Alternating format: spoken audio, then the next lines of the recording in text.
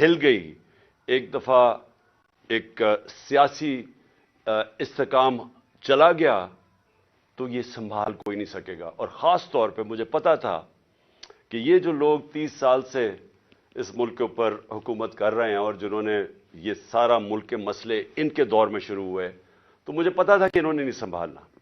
تو میں نے اپنی طرف سے پوری جو نیوٹرلز تھے ان کو پوری طرح میں نے آگاہ کیا، اور میں نے پھر سے میں بار بار یہ چیز اس لیے کہتا ہوں کیونکہ یہ ہمیں پتا تھا یہ ہونا ہے۔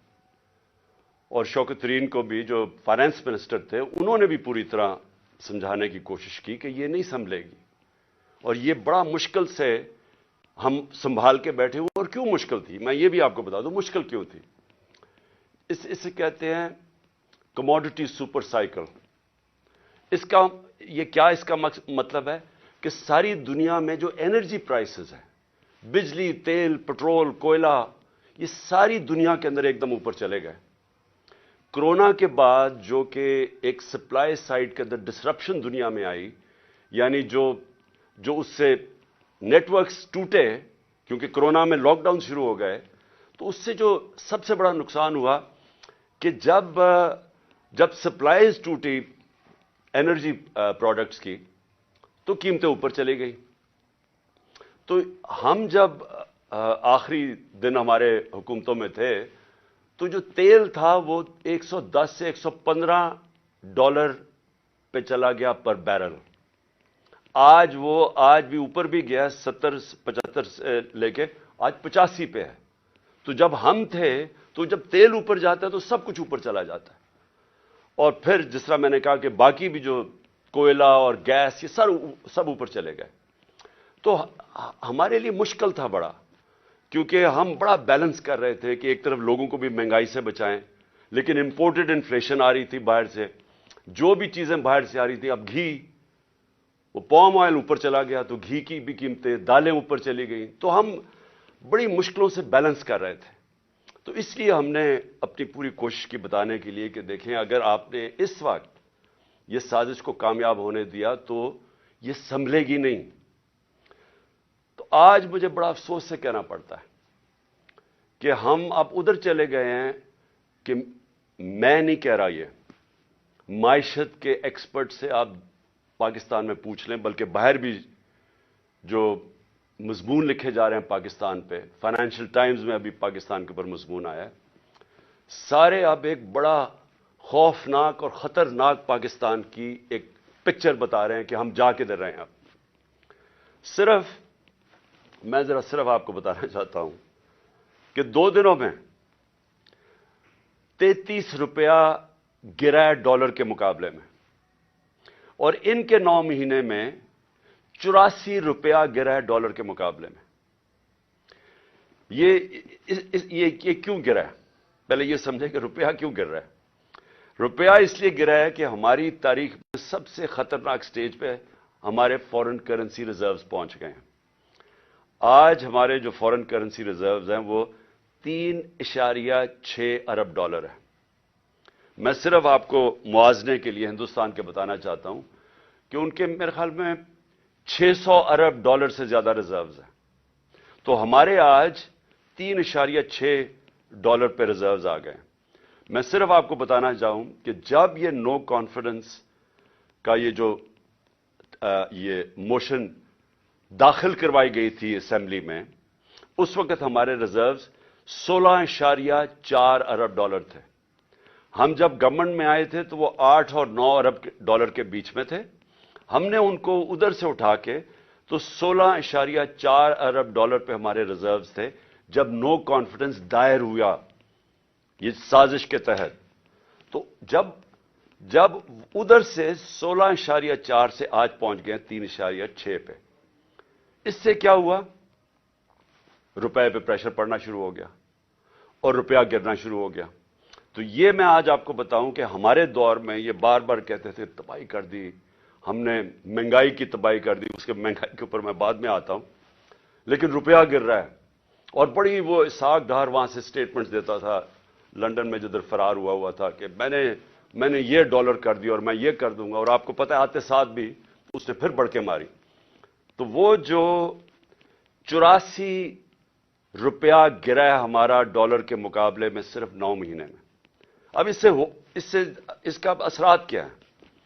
سب سے پہلے تو اس کے اثرات یہ ہیں کہ جو پاکستان میں رہنے والے ہیں، جن کا جینا مرنا پاکستان میں، جن کے روپے میں کماتے ہیں، جو تنخواہ دار ہیں اس ملک کے اندر، ان کے اوپر اب کیا اثر ہوا کہ اگر ان کے بینک میں پیسے پڑے ہوئے تھے تو ایک دم ان کے روپے کی قیمت گرنی شروع ہو گئی. یعنی جو روپیہ خریدتا تھا اس میں اب وہ کم چیزیں خرید سکے گا.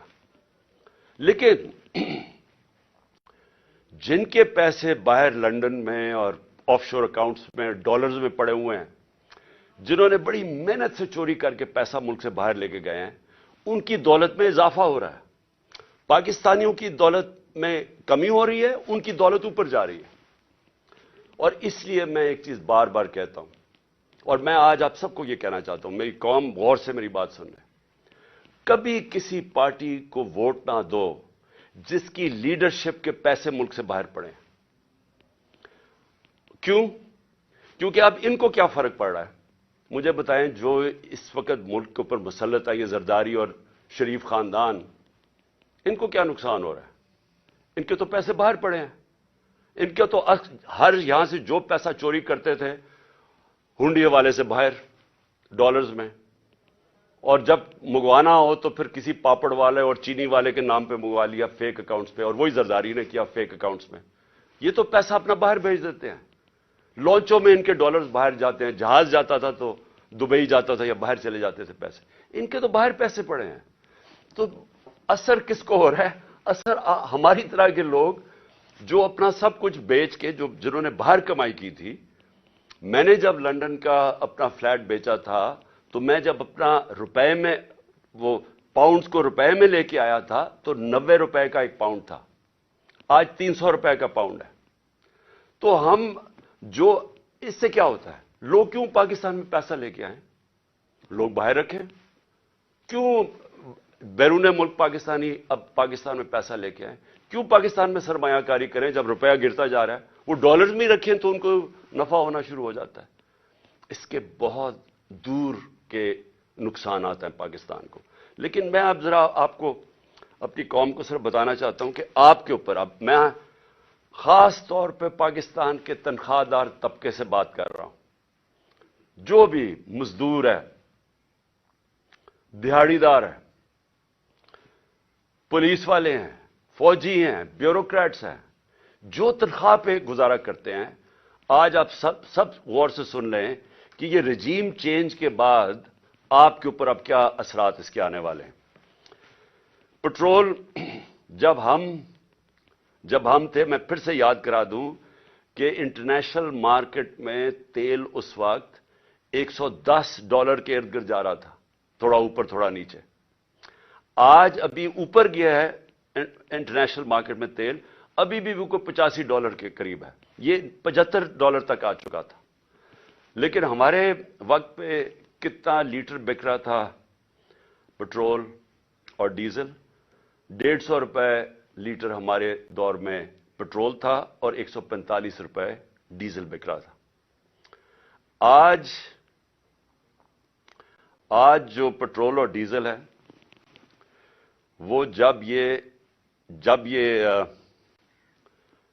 روپیہ گرے گا تو روپے کی گرنے سے یہ اوپر چلا جائے گی اس کی قیمت. تو یہ اس کی قیمت اگر ٹیکسز مزید اور نہ لگائے گئے، 50 روپے لیٹر پٹرول اور 50 روپے لیٹر ڈیزل اوپر جائے گا یہ جو روپیہ گرا ہے. اس کے علاوہ میں چاہتا ہوں ذرا یہ آرام سے چیزیں سنیں آپ، کیونکہ آپ کو پتا ہونا چاہیے کہ آج ہم کھڑے کدھر ہیں. اور یہ جب میں کہتا جا رہا تھا کہ ان کو نہ بلکہ الیکشنز کروا دو، وہ بہتر تھا بجائے کہ یہ لوگ پھر آئیں. اور یہ جو صرف ان کا تو مقصد اپنی چوری، اپنے کرپشن کیسز ختم کرنے تھے، اور وہ کر لیے انہوں نے. تو یہ عوام کے لیے تو آئے نہیں تھے. عوام کو تو یہ اب جو چھوڑ کے گئے ہیں اب آپ کے سامنے. جب ہم چھوڑ کے گئے تھے تو 12% تھی مہنگائی، انفلیشن، جس کو CPI کہتے ہیں. کنزیومر پرائس انڈیکس اس وقت 12% تھی. آج وہ 35% پہ جائے گی. یہ جو اب روپیہ گرا ہے اس سے اب یہ جائے گی 35% کے اوپر. اور جو دوسری ایک اور جس کو کہتے ہیں سینسٹیو پرائز انڈیکس، وہ ہوتا ہے، وہ مہنگائی وہ چیزیں ہوتی ہیں جو لوگوں کے استعمال میں، کھانے پینے کی چیزیں، بجلی، گیس، جو عام لوگوں کو افیکٹ کرتی ہیں.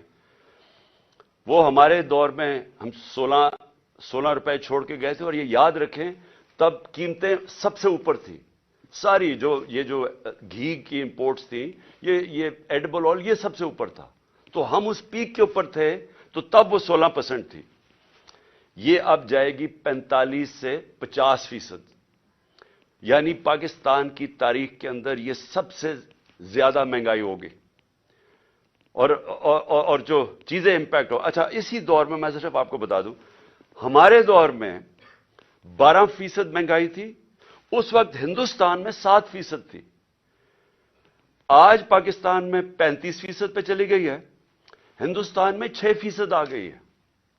تو وہاں مہنگائی کم ہوئی ہے.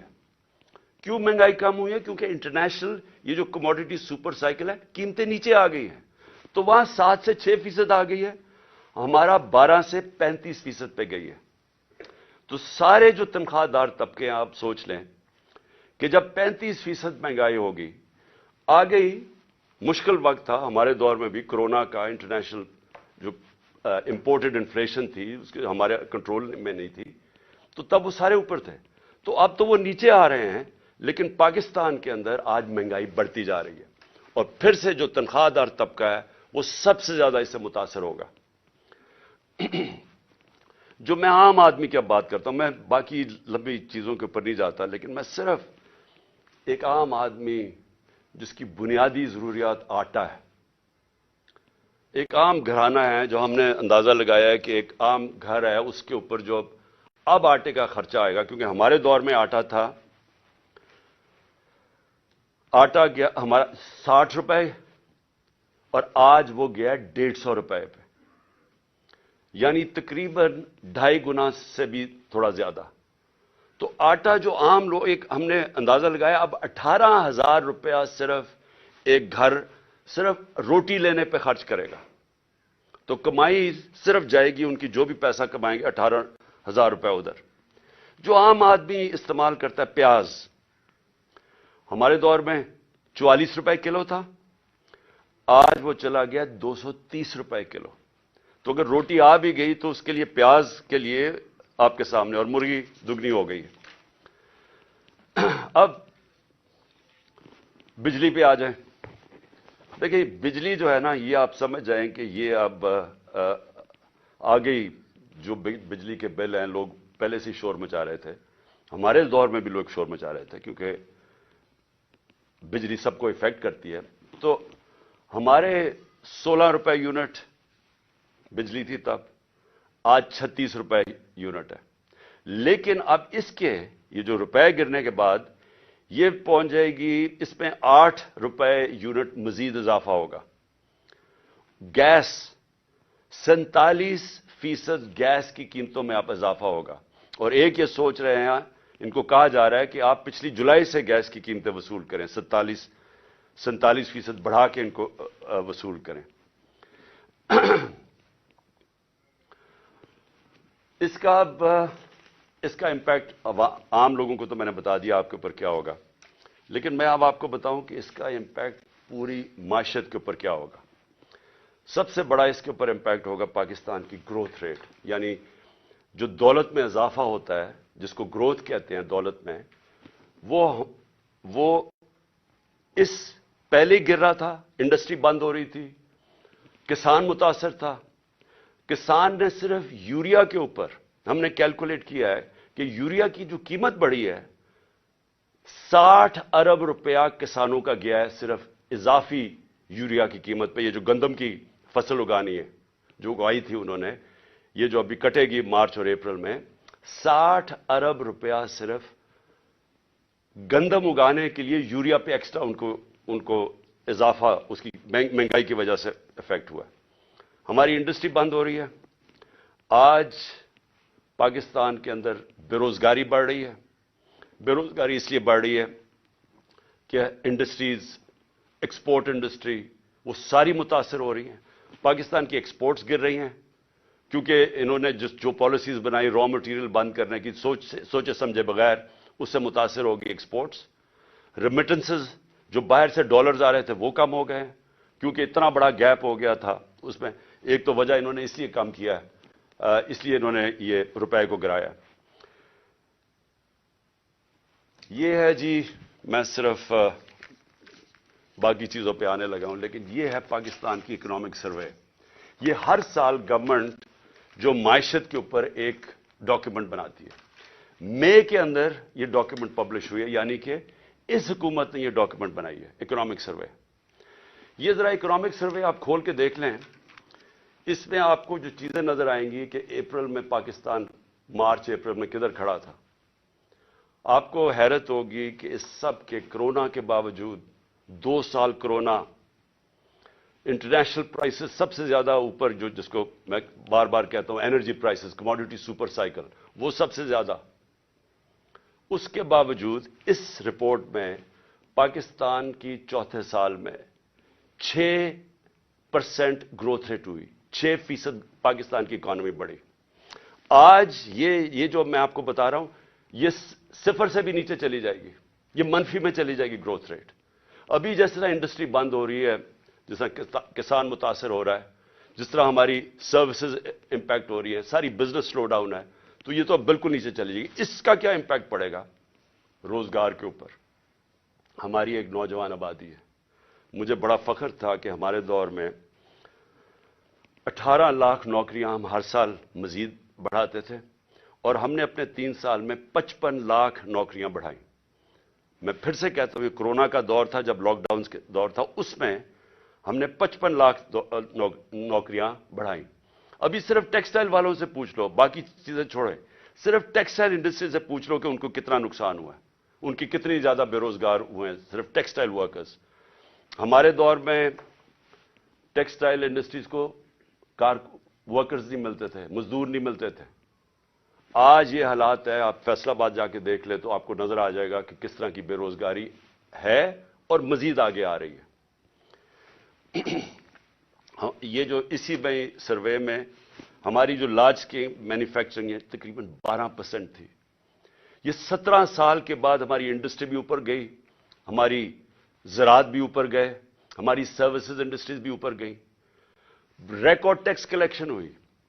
ہمارے جو جس ریٹ پہ ہمارا ٹیکس بڑھا تھا، یہ بھی ریکارڈ تھا پاکستان میں. 6000، یہ اس میں سب کچھ ہے، 6000 ارب روپے سے اوپر ہمارا ٹیکس کلیکشن ہو گئی. تو ہر چیز جب اوپر جا رہی تھی، جب یہ چینج آیا. اب میں اس کی ذرا آپ کو اگلی چیز بتاتا ہوں کہ اب ہم ملک جا کس طرف رہا ہے. میں اس لیے یہ کہنا چاہتا ہوں کہ مجھے اب سب سے پہلے تو خوف آ رہا ہے کہ جب میں نے پہلے بات کی تھی کہ یہ جب معیشت نیچے چلی جائے گی اور ان کے ہوتے نیچے جائے گی، کیونکہ اسحاق ڈار جب 99 میں جب چھوڑ کے گیا تھا معیشت، تو تب بھی وہ لائف سپورٹ مشین پہ تھی، اور اس کے بعد 2018 میں بھی وہ بری طرح چھوڑ کے گیا تھا، ایکسپورٹس میں کوئی اضافہ نہیں تھا. اور اب آ کے اس نے وہاں لے گیا ہے کہ پاکستان کی نیشنل سیکیورٹی کو خطرہ ہے. میں اس لیے یہ کہہ رہا ہوں کہ جن لوگوں نے اب بیل آؤٹ کرنا ہے پاکستان کو، اس میں سے جو نکالیں گے، جو ہم اب ان سے بھیک مانگیں گے، کیونکہ ہماری آمدنی کی اب تو ہے ہی نہیں. جدھر سے ہم نے ڈالر کمانے تھے وہ تو نیچے جا رہے ہیں، ریمیٹنسز، اور اگر ایکسپورٹس نیچے جا رہی ہیں تو ہمارے تو ڈالر کم ہو رہے ہیں اب. تو اب ہم نے کسی سے ہاتھ پھیلا کے جو بھی مدد مانگیں گے، یہ یاد رکھیں کہ وہ ایک قیمت مانگیں گے. خدا نہ خواستہ وہ اس طرف نہ جائیں جو اب سری لنکا کو انہوں نے کہا کہ 50% اپنی فوج کم کرو. مصر کو بھی IMF نے کہا کہ اپنے فوج کے خرچے کم کرو. تو جو بھی اب بیل آؤٹ کرے گا وہ اب کنڈیشنز دے گا. تو پہلی تو کنڈیشنز میں نے آپ کو بتا دی کہ ابھی انہوں نے مزید اور ٹیکسز لگانے ہیں، کیونکہ ہماری ٹیکس کلیکشن گر گئی ہے. 400 ارب روپے کے ٹیکسز لگانے ہیں، تو وہ بھی مہنگائی پیدا کرے گا. انہوں نے یہ جو پٹرول اور ڈیزل اور بجلی کی قیمتیں بڑھانی ہیں، تو وہ اور مہنگائی کرے گا. تو عام آدمی کو سارا کچھ افیکٹ کرے گا. لیکن سب سے زیادہ کہ یہ ملک کے ایک بڑا خواب پاکستان، اس کی سیکیورٹی کی ہر اس پاکستانی کو فکر ہے جس کا جینا مرنا اس ملک میں. وہ لوگ جن کا سٹیک پاکستان میں نہیں ہے، ان کو اس کی فکر نہیں ہے، ان کو تو باہر بیٹھے ہوئے ہیں، جب مشکل آتی ہے باہر چلے جاتے ہیں۔ مسئلہ یہاں پاکستان کے لوگوں کو ہے، اور یہ میرا سب سے پہلے میں آپ کو بتاؤں کہ میرا یہ خطرہ ہے۔ دوسرا مجھے جو خوف آ رہا ہے وہ یہ کہ جن لوگوں نے، اور یہ چند لوگ تھے جنہوں نے یہ رجیم چینج کے اندر پوری سازش کر کے گرائی تھی گورنمنٹ، مجھے خوف ہی آ رہا ہے کہ انہوں نے کوئی یہ پچھلے 8 مہینے میں کوئی سبق نہیں سیکھا، بجائے یہ جلدی ریئلائز کرتے کہ یہ غلطی ہو گئی ہے، اور یہ غلطی ٹھیک کرنے کا تو صرف ایک ہی طریقہ تھا جو میں پہلے دن سے کہہ رہا تھا جب ہماری گورنمنٹ گرائی، کہ صاف اور شفاف الیکشن کروا دیں، اس کے علاوہ تو کوئی دوسرا طریقہ نہیں تھا۔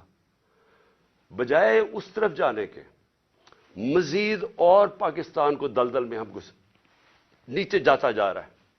کیسے ہو یہ رہا ہے کہ عوام کے خوف سے کہ عوام نے اب سوال پوچھنے ہیں، اب سارے تنخواہ دار طبقہ، مزدور، کسان سب اب سوال پوچھیں گے کہ یہ جو آپ سازش کے تحت ان لوگوں کو اوپر لے کے آئے تھے، کون ذمہ دار تھے اس کے؟ قوم سوال پوچھے گی۔ تو اس کے منہ بند کرنے کے لیے اب ساری حرکتیں ہو رہی ہیں، بجائے یہ کہ وہ قوم کو فیصلہ کرنے دے کون کس کو وہ لانا چاہتے ہیں، ایک جمہوری طریقے سے، ایک صاف الیکشن سے وہ قوم الیکٹ کر لے وہ لوگوں کو جس کو بھی وہ لے کے آئے، اور وہ اس کو مینڈیٹ دے کہ ہمیں اب اس مشکل وقت سے نکالیں۔ الٹا دوسری طرف نکل گئے ہیں، جو اس وقت طاقتور لوگ پیچھے بیٹھے ہوئے ہیں، مجھے خوف آ رہا ہے کہ وہ پاکستان کو کدھر لے کے جا رہے ہیں۔ سب سے پہلے وہ پاکستان کی جمہوریت کو تباہ کرنے پہ تلے ہوئے ہیں۔ ہر حرکت ابھی یہ کی جا رہی ہے کہ ملک کو ایک فیشزم کی طرف، ایک خوف اور ہراسہ پھیلایا جا رہا ہے۔ یہ میں پچھلے 7 مہینے سے دیکھ رہا ہوں، میں بار بار کہتا ہوں کہ میں نے جنرل مشرف کا مارشل لاء دیکھا، میں آپ کو یقین سے کہتا ہوں کہ کبھی اس طرح کا خوف، جس طرح کی فیشسٹ طور طریقے استعمال کیے جا رہے ہیں، میں نے کبھی ایسا نہیں دیکھا۔ وہ حرکتیں کی جا رہی ہیں ان لوگوں کو، ہم جو اس وقت بیٹھے ہوئے ہیں اپوزیشن میں، کہ ایک ملک کے غداروں سے ایسے کیا جاتا ہے۔ میں تو یہ سوچتا تھا نا کہ ملک کا کوئی غدار ہو تو اس سے اس طرح کی چیزیں کی جائیں، کوئی بیرونی ملک سے کوئی اسپائے آیا ہوا کلبھوشن ٹائپ، اس سے میں نے کبھی نہیں یہ سوچا تھا کہ اپنے لوگوں سے اس طرح کے جو اسٹریٹجی، جو ٹیکٹکس استعمال کی جا رہی ہیں، اور جو کبھی کسی کو اعظم سواتی کو جو اس کے اوپر ظلم کیا صرف خوف پھیلانے کے لیے، فواد چودھری اس کو اٹھا لیا جس طرح، اور رات کے اچھا آتے بھی ہیں، چلے دن کے وقت آ کے اٹھائیں، وارنٹ دکھا کے اٹھائیں، رات کے اندھیرے کے اندر صبح کے 3 بجے اعظم سواتی کو، 6 بجے صبح فواد چودھری کو، یعنی کون؟ ہم کوئی قوم کے مجرم ہیں؟ اور اس کے علاوہ جو میڈیا سے کیا، جو ارشد شریف سے کیا، میڈیا کے لوگوں کی صرف آواز بند کرانے کے لیے، اس ملک کی جمہوریت ختم کرنے کے لیے، تاکہ لوگوں کو ڈر سے کہیں لوگ ان چوروں کے پیچھے لگ جائیں۔ ساری کوشش کی جا رہی ہے کہ ہم گھبرا کے، ڈر کے ہم کہیں جی چلیں ٹھیک ہے جی یہ چوری قبول ہے۔ میں آج اپنی قوم کو بھی بتانا چاہتا ہوں، اور وہ لوگ جو یہ کر رہے ہیں ان کو بتانا چاہتا ہوں کہ آپ ملک کو ادھر دھکیل رہے ہیں، یہ ساروں کے ہاتھوں سے نکل جانا ہے۔ ابھی اس طرف تقریباً پہنچ گئے ہم۔ یہ جو معیشت سے ہوا ہے، یہ جو مہنگائی آ رہی ہے، اور ایک طرف مہنگائی آ رہی ہے، دوسری طرف بے روزگاری آ رہی ہے، اور تیسری طرف تنخواہ دار طبقہ ہے۔ جب اس کی تنخواہ ختم ہو جائے گی 10-12 دنوں کے اندر، وہ کیسے گھر گزارا کریں گے؟ تو یہ تو ابھی آواز اٹھنے والی ہے اس قوم کے اندر، اور اس کے اندر جو ایک جمہوری طریقہ اسے نکالنے کا، ایک سیاسی استحکام پیدا کرنے کا، اس کو ختم کر کے اور زیادہ خوف اور ہراسہ پھیلایا جا رہا ہے، اور کونے سے لگایا جا رہا ہے جو ملک کی سب سے بڑی جماعت ہے۔ اور اس سے کیا ہوگا؟ اس سے پاکستان مزید دلدل میں پھنسے گا۔ ہمارا اس وقت حالات یہ ہیں کہ معیشت تو جا ہی رہی ہے، پاکستان کے چن کے ادارے تباہی کی طرف جا رہے ہیں۔ پارلیمنٹ، فیڈرل پارلیمنٹ کی کیا حیثیت رہ گئی جب راجہ ریاض اپوزیشن لیڈر بن گیا؟ وہ پارلیمنٹ کیا ہے جدھر اپوزیشن ہی نہیں ہے؟ جو کہتا ہے میں نون لیگ سے ٹکٹ لڑوں گا وہ اپوزیشن لیڈر بن گیا، تو پارلیمنٹ ختم۔ ایف آئی اے کا کام ہے کرپشن پکڑنا، ایف آئی اے کا کام ہے جرم کو پکڑنا. ایف آئی اے کو صرف شہباز شریف کو وہ منظور چپڑاسی اور وہ جو 16 ارب روپے کی ان کی چوری پکڑی تھی، اس کو مٹانے کے لیے، اس کو دبانے کے لیے ساری ایف آئی اے تباہ کر دی ہے. ایف آئی اے میں اپنے وہ چمچے ڈال دیے ہیں. ان سے کیا کر رہے ہیں کہ انتقامی کارروائی شروع کروا دی ہے ہر ایک کے اوپر. کہ میرے اوپر 70 کیسز کیے ہوئے ہیں، 70 ایف آئی آرز ہیں میرے پہ. ساری ٹاپ لیڈر جس سے ڈر لگتا ہے اس کو پکڑ لیتے ہیں، اس کے اوپر ایف آئی آر کاٹ دیتے ہیں. تو یہ کیا، اس سے کیا ہمارے منہ بند ہو جائیں گے؟ اس سے کیا ملک ٹھیک ہو جائے گا؟ ایف آئی اے، نیب جس نے ہمارے دور میں 480 ارب روپیہ ریکور کیا تھا 3.5 سالوں میں ملک کے لیے، 480 ارب روپیہ. آج 1100 ارب روپیہ جو نیب نے ریکور کرنا تھا وہ معاف کروا دیا چوروں کا، اور نیب کو پھر استعمال کر رہے ہیں. خیر وہ تو ٹوتھ لیس باڈی ہے، اس کے تو اپنی چوری بچانے کے لیے اس کو بھی ختم کر دیا ہے. یعنی لائسنس دے دیا ہے پاکستان میں وائٹ کالر کرائم کو. آج طاقتور اب چوری کرے گا جو ملک سے پیسہ باہر بھجوا دیتا ہے، نیب کی کوئی اب طاقت نہیں رہے گی اس کو پکڑنے کے لیے، صرف چھوٹے چور اب پکڑے جائیں گے.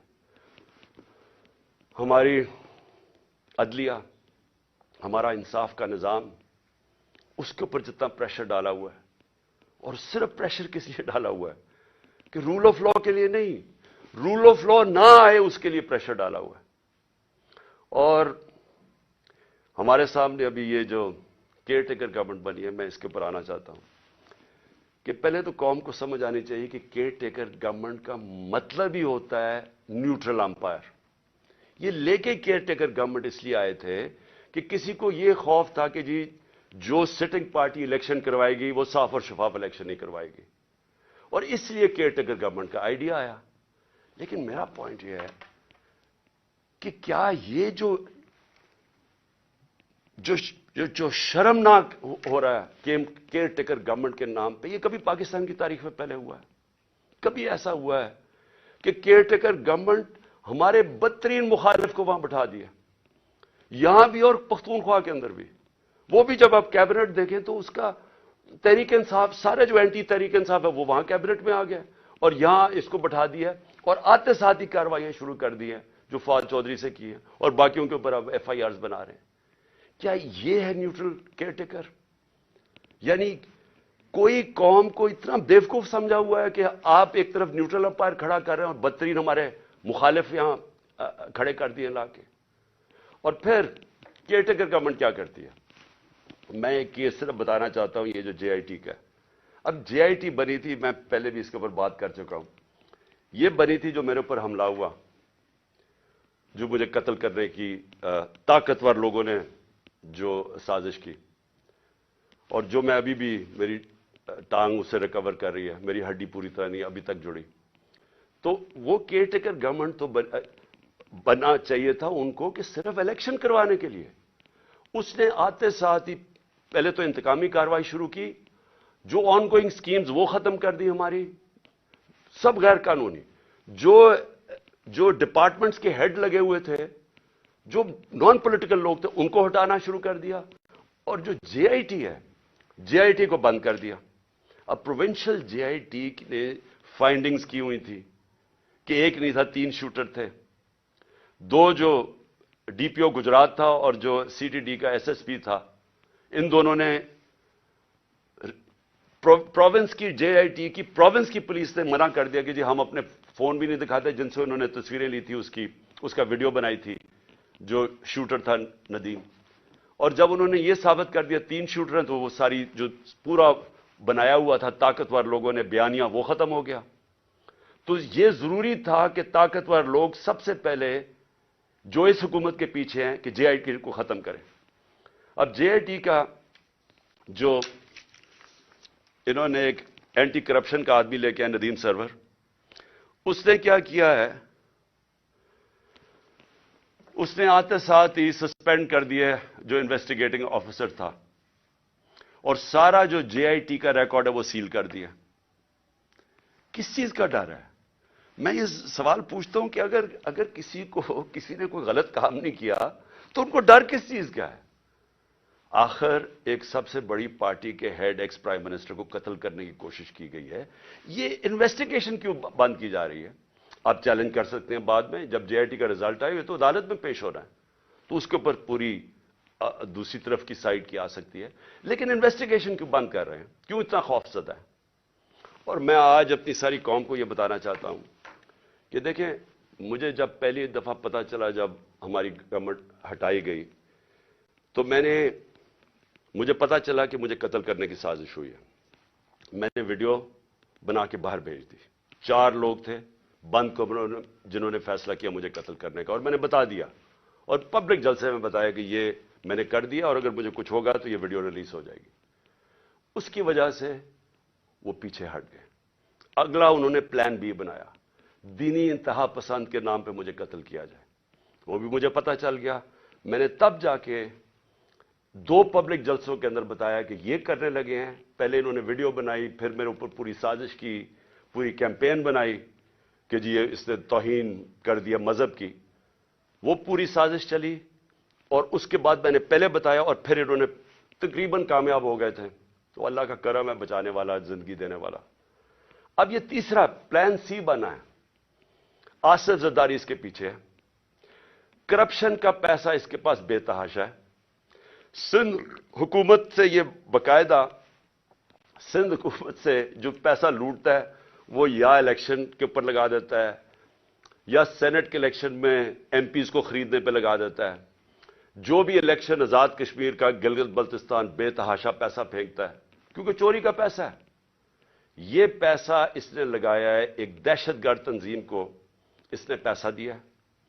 سہولت کار اس میں طاقتور ایجنسی کے لوگ ہیں جو یہ مل کے 3 طرف یہ فیصلہ ہوا ہے اور انہوں نے اگلی واردات کرنی ہے. میں آج اپنی قوم کو بتا رہا ہوں اور میں اس لیے بتا رہا ہوں کہ میں جو نام میں نے دیے ہیں وہی نام وہ بھی آئیں گے اور آصف زرداری کے علاوہ. تو میں اس لیے یہ کر رہا ہوں کہ زندگی موت تو اللہ کے ہاتھ میں ہے. میں نے تو نکلنا ہے, جیسے میں ٹھیک ہوں گا. میں نے تو اب الیکشن کیمپین پہ نکل جوں گا, نہیں تو ویسے کیمپین پہ نکلوں گا. لیکن میں تو بند میں نہیں ہوں گا. لیکن مجھے کچھ ہوا تو ساری قوم کو پتا ہونا چاہیے کہ کون لوگ تھے جنہوں نے یہ کروایا, تاکہ میری قوم ان کو معاف نہ کرے, یہ انجوائے نہ کر سکے اس کے بعد زندگی. تو میں اس لیے ان کے نام لکھیں. لیکن میں اور اب آخر میں جو چیز کہنا چاہتا ہوں یہ دیکھیں, اس وقت جو سب سے یہ جو فیشزم, جمہوریت کی تباہی, پارلیمنٹ کی تباہی, اداروں کی تباہی, صرف ایک مقصد کے لیے کہ ان کی چوری چھپ جائے, ان چوروں کی, اور کسی طرح عمران خان اور تحریک انصاف کو ہرایا جائے یا عمران خان کو راستے سے ہٹایا جائے. تو یہ سب کچھ اس ملک کو تباہی کی طرف دھکیل رہے ہیں ایک ہی وجہ سے. خوف یہ ہے کہ کہیں پتہ نہ چل جائے کہ جو اصل سازش کی جن لوگوں نے یہ جو سب کچھ کیا ہے وہ اس کو بچانے کے لیے اب یہ ساری ایک غلطی کر کے بجائے وہ غلطی ٹھیک کریں, مزید اور غلطیاں ہوتی جا رہی ہیں. میں جو آخر میں اپنی عدلیہ سے اور اپنی عوام سے 2 چیزیں کہنا چاہتا ہوں. اپنی عدلیہ سے, ساری قوم آپ کی طرف دیکھ رہی ہے. یہ پاکستان کے ڈیفائننگ مومنٹس ہیں. یہ وہ ایک قوم کی تاریخ میں فیصلہ کن وقت آ جاتا ہے جب ہر کوئی بے نقاب ہو جاتا ہے. یہ 8-9 مہینے کے اندر بہت لوگ بے نقاب ہوئے ہیں. وہ لوگ جو صحافت میں تھے, جو اداروں میں بیٹھے ہوئے تھے, سیاستدان, سب بے نقاب ہو گئے. سب سے پہلے تو یہ شکر ہے قوم کو پتہ چل گیا کہ اسحاق ڈار اور شہباز شریف, وہ پنجاب سپیڈ اصل میں کیا تھی وہ اشتہاروں میں تھی, اور اسحاق ڈار کتنا بڑا جینیس وہ سب کو پتہ چل گیا. لیکن اس وقت یہ عدلیہ کا بہت بڑا امتحان ہے. ہم سب آپ کی طرف دیکھ رہے ہیں. یہ ٹائم ہے آپ کو اس ملک کی جمہوریت اور ہمارے فنڈامنٹل رائٹس کو بچانا. جس طرح کی کیئر ٹیکر گورنمنٹ بنائی گئی ہے یہ توہین ہے اس قوم کی, یہ ہماری آئین کی توہین ہے. یعنی ایسے لوگوں کو بٹھا دیے لا کے, یہ کیسے نیوٹرل ہو گئے جو آپ کے بدترین دشمنوں کو اوپر لا کے بٹھا دیا, اور پھر الیکشن نہیں ہو رہا ہے. آئین بڑا کلیئر ہے کہ 90 دن میں الیکشن ہونے ہیں, اس میں کوئی گنجائش نہیں, اور جو نہیں کرواتا آرٹیکل 6. ये सीधा सीधा है। तो इस स्टेज के ऊपर ये गवर्नमेंट पूरी तरह कोशिश कर रही है कि इलेक्शन ना हो। इनको कोई फिक्र नहीं है जमहूरियत और आइन की, इनको सिर्फ पड़ी हुई है कि इनकी किसी तरह डरे हुए इलेक्शन से, अवाम से डरे हुए हैं, और उनसे बचने के लिए इनको कोई फिक्र नहीं है कि अवाम की मैंडेट क्या होता है, इनको कोई फिक्र नहीं है कि आइन क्या होता है, रूल ऑफ लॉ क्या होता है, इनको कोई फिक्र नहीं है। पैसा बचाना है इन्होंने। और इन्होंने, मैं आज आपको कह रहा हूं, जैसे ही मुश्किल वक्त आ गया बाहर भाग जाएंगे मुल्क से, क्योंकि इनके स्टेक्स पाकिस्तान में नहीं है। तो जिनके स्टेक्स पाकिस्तान में हैं, मैं अपनी अदलिया से कहना चाहता हूं कि हम आपकी तरफ देख रहे हैं। दोनों मुल्क के आइन को भी प्रोटेक्ट करें, हमारे फंडामेंटल राइट्स को प्रोटेक्ट करें। अगर आप इस वक्त नहीं करेंगे तो ये डिसेंड हो रहा है, तकरीबन बनाना रिपब्लिक की तरफ चला गया। जो जिस तरह की 7 महीने में मैंने पाकिस्तान में हरकतें देखी, बनाना रिपब्लिक की तरफ तकरीबन पहुंच गया। और दूसरा, मैं अपनी आवाम को कहना चाहता हूं कि देखिए, आपके लिए ये अब एक फाइनल आजादी की जंग है, हकीकी आजादी की। इस वक्त खौफ फैलाया जा रहा है कि जी फलाने को पकड़ लेंगे, ये पकड़ लेंगे, जो भी कर देंगे। देखिए, ये जो खौफ की गुलामी है, ये बदतरीन गुलामी है। सारे दुनिया के फिरौन जो आए हैं, वो खौफ की वजह से लोगों को गुलाम बनाते थे, और जब भी खौफ का बुत टूटता था, लोग आजाद हो जाते थे। लेकिन लोगों को जद्दोजहद करनी पड़ती है, घर बैठे बैठे आजादी नहीं मिलती। आपको सबको तैयार होना पड़ेगा जद्दोजहद करने का। मैं आपको अपनी तरफ से बता दूं कि जब तक मैं जिंदा हूं, मैं इस सिस्टम का, करप्ट सिस्टम का, इन चोरों का, जो भी मुझे गुलाम बनाने की कोशिश करेगा, मैं अपने मुल्क की और अपनी आजादी के लिए लड़ूंगा, आखिरी सांस और आखिरी गेंद तक लड़ूंगा। लेकिन मैं अपनी कौम को आज कहना चाहता हूं कि देखें, तारीख के अंदर ये कभी कभी ऐसे वक्त आते हैं कि आप अपने आप को आजाद कर लें। आप अगर इस वक्त चुप करके बैठ गए, और जिस तरह का ये जुल्म का निजाम बनता जा रहा है, और मजीद जुल्म बढ़ते जाएंगे, जिस तरह टाइम गुजरेगा, इन्होंने और ज्यादा जुल्म के जरिए आपको गुलाम बनाना है। जिस तरह आप अपनी आजादी के लिए और अपने हकूक के लिए खड़े होते जाएंगे, अल्लाह की मदद आपके ऊपर आएगी। जहाद है ही इंसाफ के लिए जद्दोजहद करना, इसको जहाद कहते हैं, और ये अल्लाह ने हमारे पे सब पे फर्ज किया है। तो मैं यहां आप सबको आज अपील कर रहा हूं आपके लिए कि आपने आने वाले दिनों में, जिस तरह के ये हमें कोशिश कर रहे हैं कि अवाम की आवाज बंद करने की, हमें गुलाम बनाने की, आपने जद्दोजहद के लिए तैयार रहना है। मैं इंशाअल्लाह फिर से आपको बता दूं कि मैं इसके लिए पूरी तरह तैयार हूं। मैं आखिरी दम तक खड़ा हूंगा, और आपने इस मुल्क के मुस्तकबिल को बचाने के लिए आपने खड़े होना है। माइशत का आपने देख लिया हालात, आपने देख लिए कि ये जिस तरह की महंगाई, 50 साल में ऐसी महंगाई नहीं आई जो अब आई है, और मजीद अभी और आगे आएगी।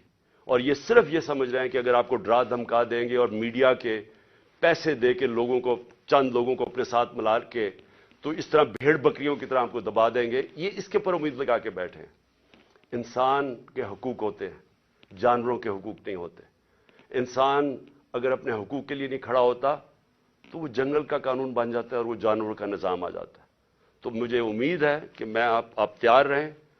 आने वाले दिनों में अगर इन्होंने हमारे पे जुल्म किया, हम सब खड़े होंगे, मैं आपके साथ खड़ा होऊंगा। चंद हफ्ते, ज़्यादा से ज़्यादा 2 हफ्ते इंशाल्लाह मैं खड़ा हो जाऊंगा, और मैं इंशाल्लाह फिर निकलूंगा। पाकिस्तान जिंदाबाद।